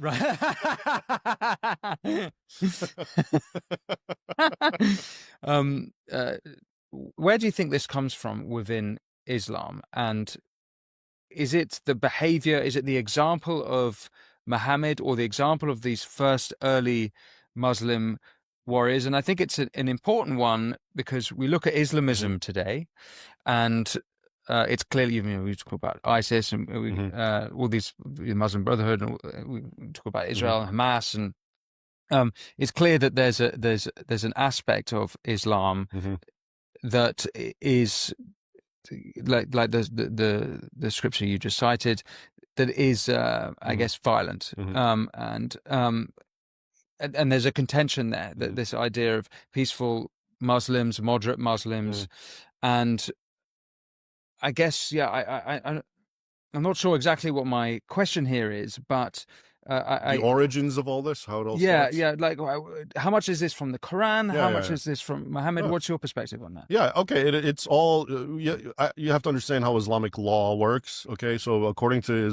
standard Islamic teaching amongst Sunnis, who are 90% of the Muslim world, the twin sources of authority are the Quran, which is understood to be the literal words of Allah, and then what's called the Hadith. Okay, plural, it's ahadith, but I'm going to say hadiths to anglicize it. And all they are vast volumes and volumes and volumes of what Muhammad supposedly said and did. Okay, and according to the Muslim, scientists, as they call themselves, the ulama, they rank them. There's what's called sahih, meaning it's correct, it's authentic. He did say this, and that takes on almost the same value as the Quran. Okay, and there's a lot of that. Now, based on those two things, hatred for the non-Muslim is unequivocal and continuously documented. War on them as jihad, continuously documented. Treating, the non-Muslim who gets conquered as a dhimmi, which means they have to live as a second-class citizen and pay tribute, unequivocally documented. These are totally enshrined based on the Quran and the words of Muhammad. Okay, his example. And Muslims, the word Sunni, I mentioned them, the Sunni means like the example. So a Sunni is trying to follow the example of Muhammad. So Muhammad waged war on infidels. That's what we have to do as well. So it's unequivocally clear. A person will tell you that no, Islam doesn't teach violence, etc. He's either really, really ignorant or being very, very, very deceptive. And it could be one or the other. But if you've taken the time to study them, as I have in their original languages, and that's another problem. If you look at the Quran today, they're mistranslating it intentionally. They add words that don't exist. So for example, Quran 9:29 will say, which literally says, fight the people of the book, which means Jews and Christians, until they pay tribute and feel themselves subdued. Okay. And that's the teaching that's what justifies jizya. It uses the word jizya. A lot of English now Quran translations say, fight the people of the book if they fight you first. Okay. So now it doesn't look so bad. This is, again, defensive war. This is just war. The original doesn't say they fight you first. It says you attack them. So there's unfortunately a lot of playing around with Islamic scriptures intended to deceive infidels. But yeah, that it's that simple. That's what the two twin pillars of Islamic Islam's authority, Right. the Quran and Hadith, say. And the Quran is the word of God. And Right. I read the Quran a few years ago, and what the difficult thing for me, apart from certain of the Mm-hmm. scriptures like the ones mentioned already, is that it says throughout it you must take this literally and you can't swear. So the idea of a sort of Islamic Reformation against this seems to be tricky. Having said that, and I'll come back to Europe, but Mm-hmm. I look around the world now, and where I have hope with relations between the Western world and the Islamic world is the leaders of, let's say, the Emirati leaders, where the signatories of the Abraham Mm-hmm. Accords, and I see, oh, actually, these are people who are taking Islamism seriously. They recognize the problem. They're even calling the Westerners out for not taking it serious enough. Mm-hmm. The Emiratis have been fantastic on this, particularly Mm-hmm. Mohammed bin Zayed. Um, for me, the hope is that these people are interpreting the scripture in a certain way Mm-hmm. that means that there will be relations much improved from everything Mm-hmm. you've described in history. Mm-hmm. Do you think I'm right to feel this way? No, I think there's room for optimism for a number of reasons. You know, the insurmountable hurdle is what I just described. Okay, the texts are so black and white. You know, it literally says in the Quran that if you're a Muslim, you have to hate non-Muslims. And I've watched cleric after cleric say things like, yeah, even if you're married, because Islam allows Muslim men to marry Christian women or Jews, and he'll say, yeah, you can marry them and have fun with them sexually, but you have to hate them and you have to let them know you hate them. Okay, that's how much it's so ironclad. Now, you know, and this is the whole question about what's a moderate Muslim. Okay, so yeah, I don't believe in a moderate Islam because it's just not there. It's black and white. But I do believe in moderate Muslims because humans are subjective and they can do whatever they want, right? They can believe, they can just reinterpret it their own way, they can ignore it. I mean, so I believe you have that. It exists. It's just, it's very hard to doctrinally justify it, okay, against the hardliners. That's why they always end up winning the arguments because it goes back to what the Quran says and what the Hadith says, okay? But there's all kinds of leeway and you know, ways to get around this, I suppose. Um, but you're right. A lot of people, what they don't understand, they say we want they say we want a reformation of Islam, and what they don't get is actually something very akin to the Protestant Reformation has been happening, and it's what led to radicalism. Okay, not because Protestantism is radical, but the same methodology, and I'll explain what I'm saying. Protestantism essentially was, you know, sola scriptura. We're done with clergies and whatever. We just want the Bible. Okay, and Islam before for a while has always been, yeah, the Quran and the Sunnah, but most people were illiterate Muslims, and you had to rely on the ulama and the scholars and the sheikhs, etc. And there were schools of law, and there still are, which could, you know, modify teachings certain ways or not. Well, like the Protestant Reformation, you know, since modern times, now the Quran is available on the internet, okay, and people, Muslims are literate and they can read Arabic. And what's happening is they're becoming more and more going back to the scriptures and not caring so much about what the schools of law, they're called madhahib, say. Mm. So it's almost like a sola scriptura mentality, but the but the result is the exact opposite. Yeah. Because if you're a Christian who just goes by the Bible, well, you're going to turn the other cheek and you're going to love your neighbor and Yeah. you're going to believe in monogamy, et cetera, et cetera.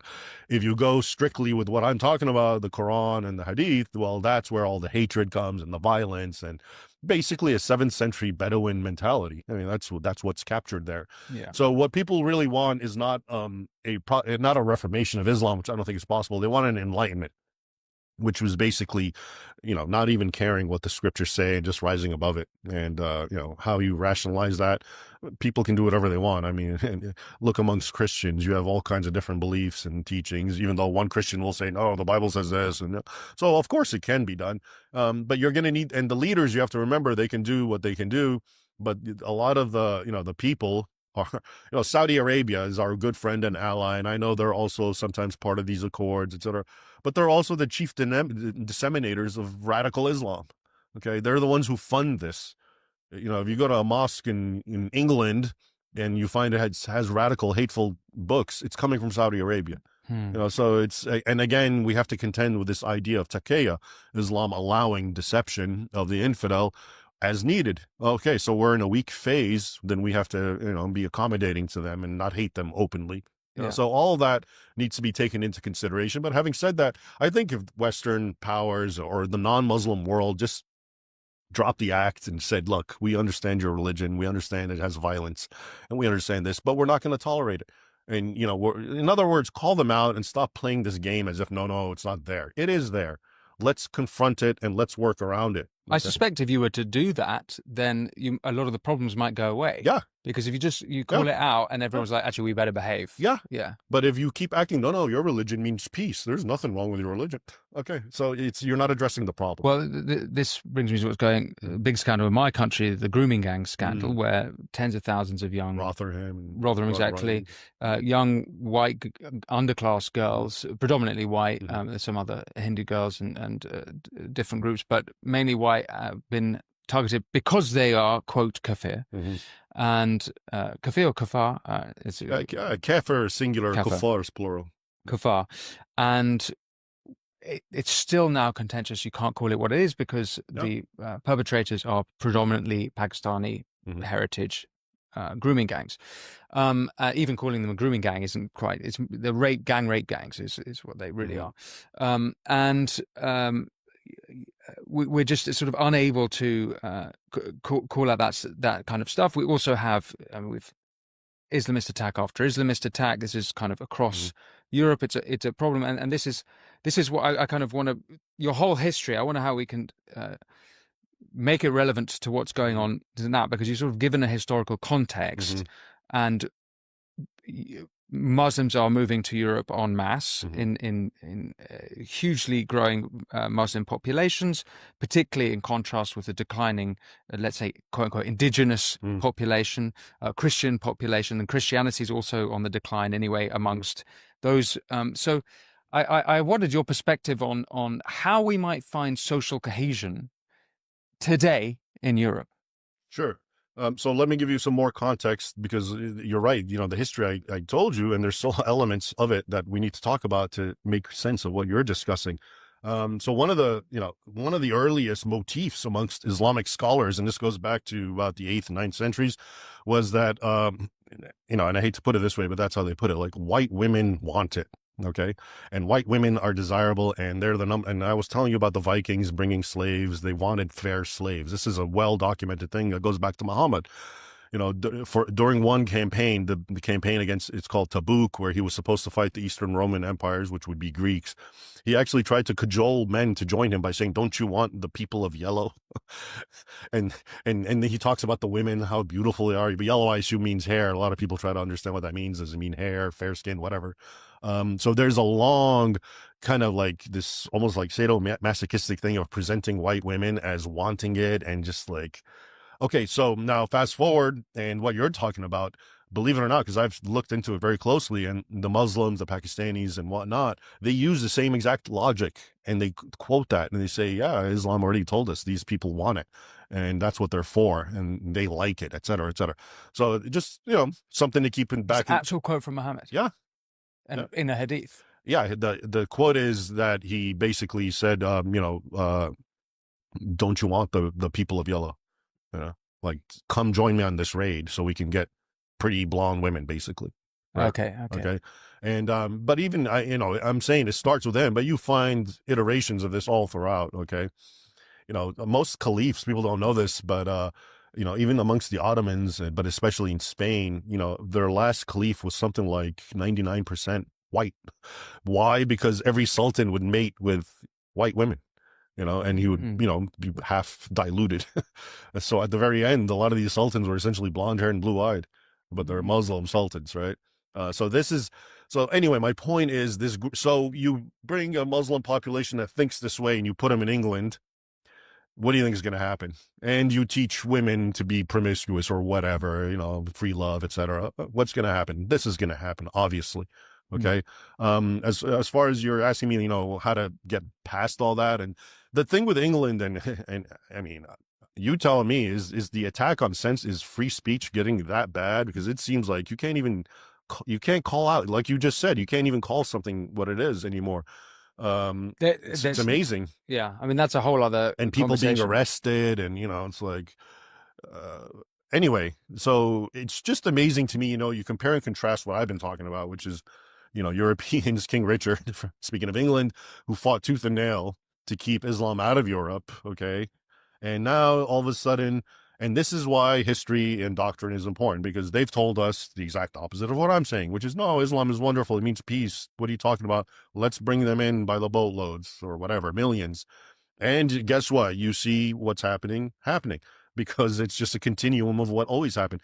So on the one hand, you have Muslims walking in perfect step with their ancestors, and now you have Westerners in perfect discontinuity with their ancestors. They've just completely Or rejected. perhaps continuity with the ancestors pre the first invasion from the of Islam into Europe. So this is like if you go back 1500 Right. years. That do you see some sort of parallel with that? Do you think, or is that a stretch? Well, no, because there was no time in history where Islam tried to get into Europe that they said, come on in. They just either lost and fought, Right. like in Spain. Right. Okay, but they always resisted. So this is the first time they've So been this is invited in. unprecedented. What's happening? Where you're inviting them, and they're acting the same way as usual, and your people are suffering, and then you buckle down even more and stifle your people and keep bringing in more, and it's just like, what's really going on? Then, is there anywhere else in the world outside of Europe where there is where Muslims and Christians and Jews have been able to live side by side? In Europe, you have countries like Albania and maybe Montenegro, and Well, we had in the Bosnian War, we had concentration camps with Muslims rounded up. Yeah, so it's not really a great place to look. I don't think. No. But by and large, those countries until now, you can see Muslims and Christians living side by side. But the reason, honestly, is the Muslims are not very Muslim, and the Christians aren't even very Christian. In other words, the people there are very secular. You look at a Muslim in a lot of these European countries, and they just they don't know the first thing about. I've talked to them, and they don't don't know the first thing about Islam, but they're Muslim by name. So I think that's one of the reasons that you can have that. Look, if Muslims are in power, and they're the dominant group, and they're upholding and following Islamic teachings, then by nature, the non-Muslim, the Jew, the Christian is going to have to live as a second-class citizen.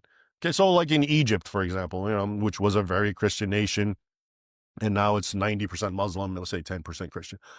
Okay, so there's constant persecution, but there's all these laws against churches. Okay, so I just read a report, finally came out, the numbers. And long story short, Christians are always complaining we need churches, and they're not allowing them to build churches. And if you go back to Islamic law, Islamic teaching, which I was discussing as based on the hadith and so forth, you're not supposed to, Christians who are conquered, they can live and pay tribute, but they can't build their churches. So until today, in a modern nation like Egypt, you have that law, or kernels of it still exist. Okay, and it finally came out that when you do all the number crunching, for every one church that Christians have, Muslims have 60, if you even up their numbers as population.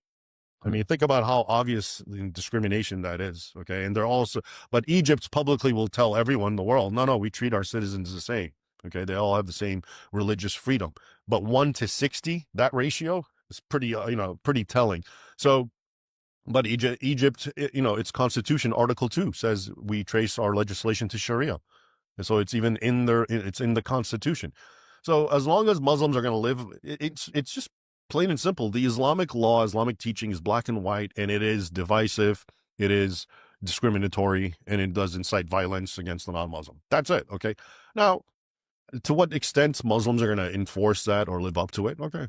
Maybe some don't care. And in that case, you can live with them. All right. I often give a good analogy. I try to understand what a moderate Muslim is. Okay. And it's the Nazi analogy. Okay. Which is a little, here we go. Hear me out. Oh dear. No, it doesn't sound so bad. You hear me out. Okay. So he went there. No. All right. Here's what I'm saying. Nazism is a body of teachings. It's an ideology. Okay. And it has white supremacy ideas in it. Okay. And it has other teachings, whatever. National Socialists, they come to power. And then you got a guy like Oskar Schindler. All right. And he was a Nazi. He was an actual ranking Nazi. And his story, he saved Jews and etc. And he went out of his way, and it's no small threat to himself, but he was a Nazi. Okay, so my question to you is, what he did, his good deed, was that an aspect of his personality, of him rising above Nazism, or was he practicing a moderate form of Nazism? Okay, I think you're going to tell me he just rose above it and did not implement the the supremacist aspect, killing Jews, whatever. Okay. Mm. He rose above it. And that's how we have to understand Muslims and moderate Muslims. Okay. The Islam has its negative teachings, its violence, its divisiveness, its hate. Okay. If a Muslim doesn't act that way, and I know there's Muslims who don't do that. Okay. And they're good people. Is that because they're practicing moderate Islam, or is it because they rose above it? See, when you say that, all of a sudden people want to say, no, it's a moderate Islam, but they won't do that with Nazism. They'll say, no, Nazism is what it is. It's a violent supremacist creed. But I think the obvious problem with that analogy is that moderate Muslims will, who I've spoken to on this show, will, rather than rising above Islam, they'll appeal to other scripture. And then they'll say there's a contention here, there's a contradiction, so we're going to appeal to this and this one where it says, right. They will do that. You're right. But what I'm saying is, which is not, you can't do that with Nazism. You can't appeal to another side of Nazism. Well, no, I would argue what's happening is they're being disingenuous. Okay, they're making an appeal, saying, "Oh no, there's a way around this," and I'm telling you, no, there isn't. Okay, so yeah, it would be like a Nazi telling you, no, wait, there's aspects of Nazism where allows for this, and you and I know there isn't. Yeah, okay, so give me an example of what they would say, for example. Unfortunately, I'm not equipped enough to have this argument, but I would say that there's enough contradiction within the Quran that it's clear that they would have a problem where there might not be the same contradictions in Nazism. It's pretty clear cut what they thought about the Jews. If you're so if you're the kind of Muslim who is, I'm going to read the Quran and understand it my own way, and that's fine, then yeah, you can do that. But to be a true Sunni Muslim, that's not how it works. You have to follow the interpretation, the exegesis of the authorities, and all of them are unequivocal about the topics that we're discussing because they're so ironclad.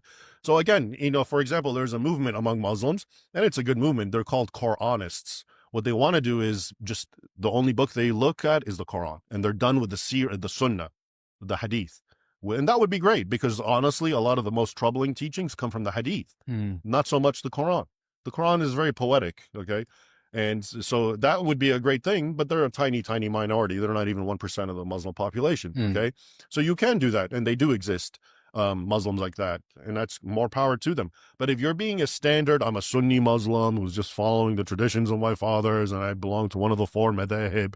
They have four schools of law, which are very, very similar. They just have nuanced differences, but they agree about what we're talking about, execute the apostate or punish him at least, blaspheming, etc., keeping Christians and Jews suppressed, war on the infidel. These are non-negotiables. Okay, so if you're that kind of Muslim, yeah, I mean, I can say to the infidel, no, there's a way around this, but that would be like me telling someone who's ignorant of Nazism, and I'd be like, no, in Nazism, there's room for Jews and and non-Aryans to live in peace, and okay, you'll believe it. But I'm just saying that they can say whatever they want and they can believe it, and there can be large numbers of Muslims who live that way, but this is not in accordance with Islamic mainstream Islam. Just like a Nazi can say, no, I love, non-Aryans, but yeah, that's not in accordance with Nazi ideology. Right.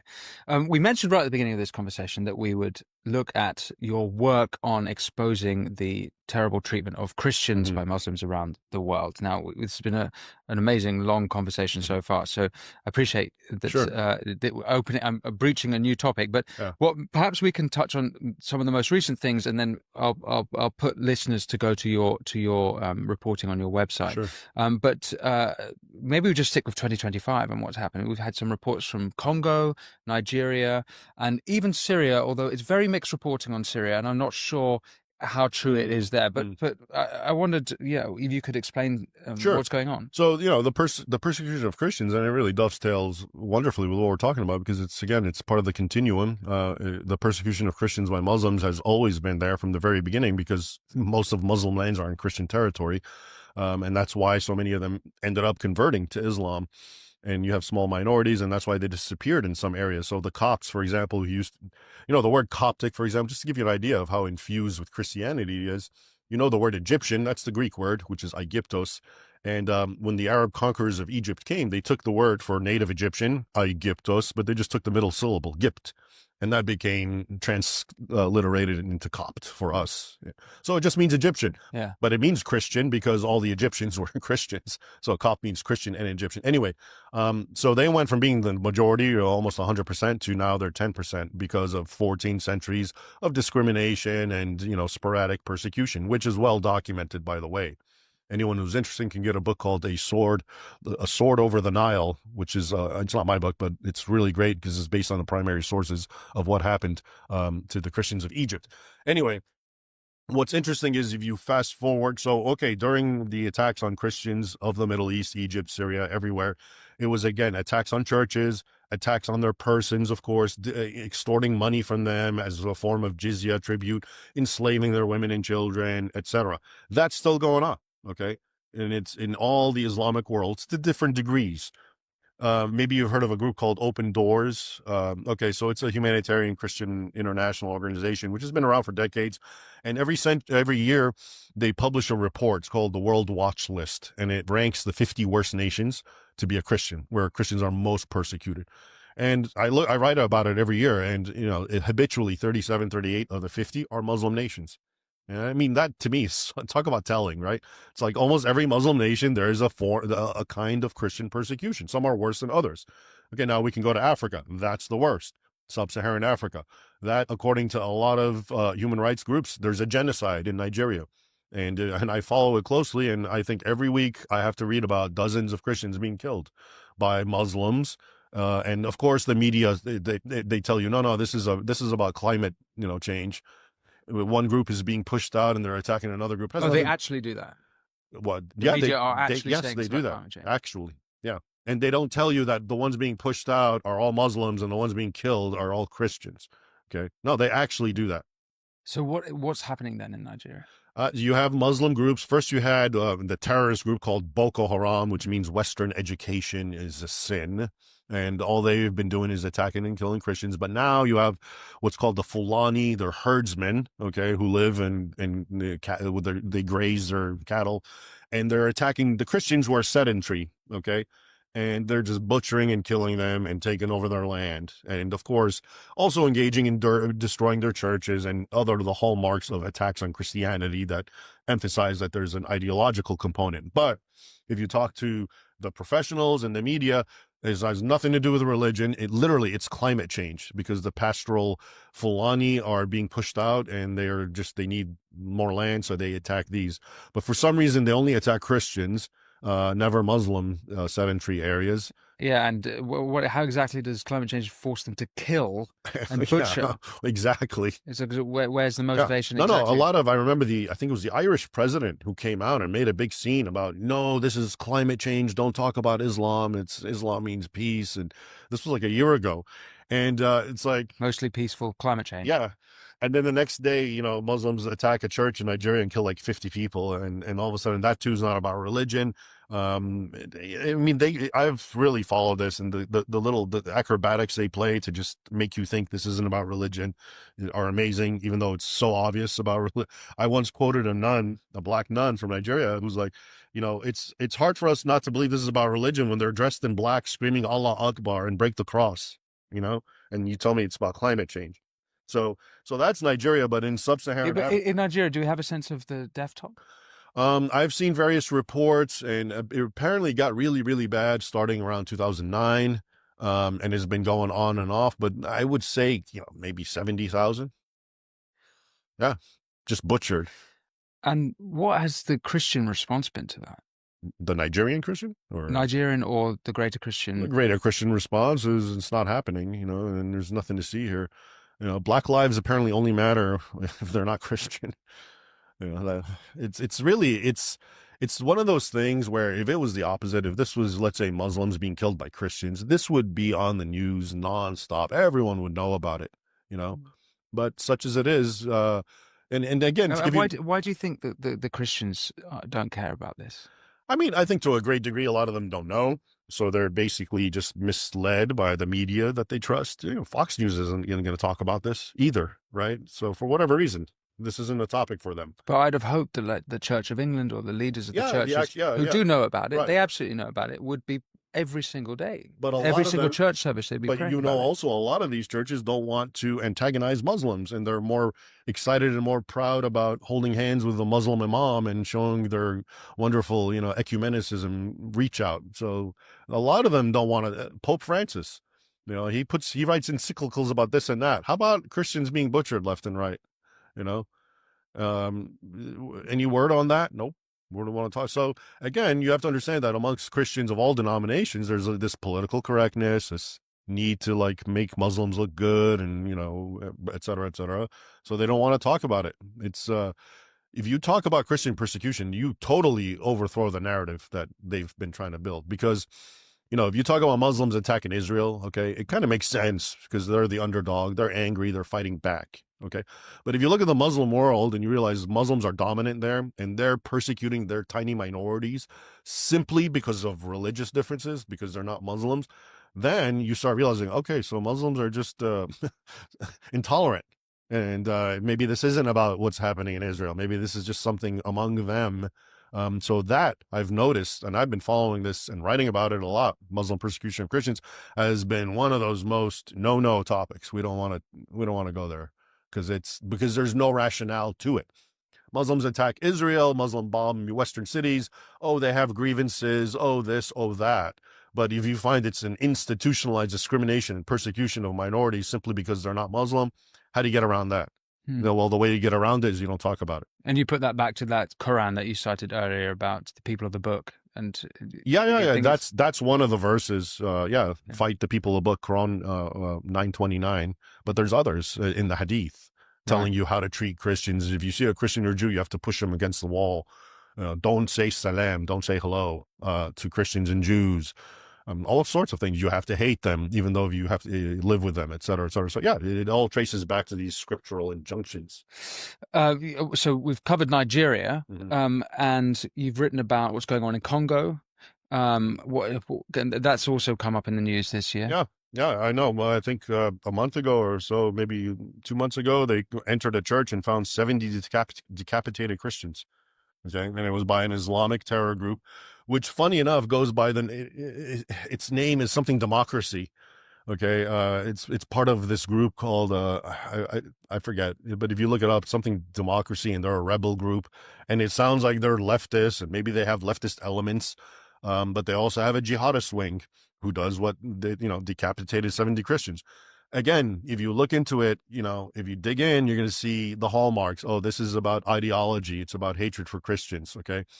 The narrative, no, this is just some rebel group, and those are just poor innocent victims that were caught up in the war, and it gets very, it's very hygienic, and we don't talk about the religious element. Okay, if you're following the mainstream media, all right, but if you look into it as I do, and I look at all the sources, it's very clear what's going on. Is it worse? You said earlier it's worse in Africa. Right. Is it worse in Africa because that's the continent where most Christians and Muslims are living side by side? That's a good question, and I think that is part of it. Well, I guess Europe more probably. Yeah, but I mean, for example, Nigeria is literally 50-50. It's 50% Christian, 50% Muslim. And isn't that interesting that it's like a full-blown civil war essentially going on over there? Yeah. There's this idea about Muslim populations as it grows, and this is sort of historically demonstrable. But if it's a small population, let's say 1%, which is like America, yeah, they're just going to be sort of vocal, kind of from a my rights type thing, like leftist groups, let's say. But when they become like, let's say 10%, then like in Europe, in certain countries and cities, then you get a lot of criminality and you get these enclaves and no-go zones. So I've heard by various sources. And then when it grows, let's say 50%, now you have a war, you have a full jihad. Okay. When it keeps growing and now it's 70, 80%, then the infidel is completely suppressed. Look at Saudi Arabia. You can't even have a church or anything there. Or they're suppressed, tremendously. So it's very unwavering. And for Europe, it's unfortunate because these numbers, I saw a Pew poll say like in 2050, in Germany, Muslims are going to be like 40% of the population. I mean, at that point, yeah, it's going to be like Nigeria. It's going to be a war because why not? I mentioned Syria, Mhm. there's mixed reporting here, so I'm hesitant to say that I there's am too. Yeah. right. Yeah. Yeah, It's so very, you agree with my position? it's very confusing what's really going on. Okay, And sometimes you hear it's Christian, sometimes you hear it's not. It's, Alois, and right. we have to wait for this, smoke to settle, kind of. Yeah. Well, I encourage listeners and viewers to go to your webpage where you have all of this. I mean, I couldn't quite believe it when I went on, because you've been documenting these attacks on Christians for Oh yeah, many, since many years. 2012, I think. No, Right. it's 2011. Sorry. Okay, so Yeah, well over a yeah. decade. And as far as I found, and including Hmm. Christian websites, this is the most thorough documentation. Thank you. Yeah. And it's pretty shocking stuff, and perhaps something that we can go into on another conversation. But Raymond, before we close out, we've covered so much, and we've swept through 1400 years of history, and couldn't obviously possibly complete every sentence. Mhm. But is there anything you want to add before we close this out, Mhm. about everything we've discussed? Any important ingredients you think I might have skimmed over too Mhm. quickly? No, I just, to cap it off, is just really to emphasize that there's such a gap in people's knowledge, and it's by design. This isn't just ignorance because whatever. It's been for decades building up, where information, like I said, fake history, which is more potent in many ways than fake news, has been like accelerating. And so people really need to educate themselves, and don't look to the professionals, because they're not going to do it, because a lot of them maybe even agree with me, but they have a career and they don't want to lose their job. You know what I mean? So a lot of that. So I think you just have to independently educate yourself about the truth, Yeah. about the history, and about the doctrine of Islam. And if you do that, it'll all fall into play. And I'm not trying to promote anger or hatred. My thing is, I believe the more we have truth, the more we could act on it, and the better. But if truth is suppressed, then there's no remedy, because you can't fix something until you acknowledge the issue. Yeah. And if you just let it fester and boil and simmer over, well, that's just even worse. So the number one thing I would just tell people to objectively educate themselves on these topics, and I think everything else will fall into place. Yeah. You've mentioned a couple of your books. Mhm.